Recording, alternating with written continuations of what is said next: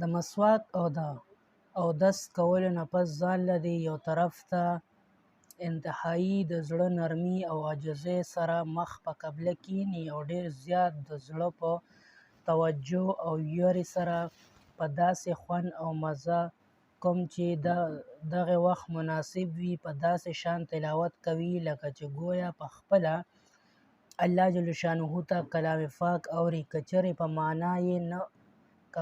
په معنا یې پوهیږي نو په غور او فکر سره د وعید او د رحمت په آیاتونو د مغفرت او د رحمت دعا وغواړي او د وعید او د عذاب په آیاتونو د الله تعالی نه پناه وغواړي چې د هغې نه ما سوا هېڅوک کار جوړونکی نشته او د الله تعالی د غیبونو نه د پاکوالي په آیاتونو د سبحان الله وایي. او که چېرې په تلاوت کې ورله په خپله ژړا نه ورځي نو په زور د ځان له د ژړا راوستلو کوشش وکړي.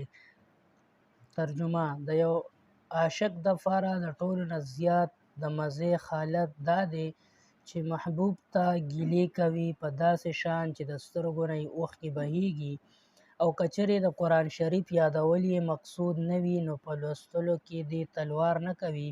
قرآن شریف دې په راحل یا بالغ یا په اوچت ځای کېږدي او د تلاوت په منځ کې دې چا سره خبرې نه کوي. که چېرې څه ضرورت پیښ شي نو قرآن شریف دې ټپ کړي او خبرې دې وکړي او بیا دې د هغې نه پس اعوذ بالله من الشیطان الرجیم ووایي او دوباره دې شروع کړي. که په ګڼه کې خلک په خپل کاروبار کې مشغول وي نو لوستل بهتر دي، ګنې په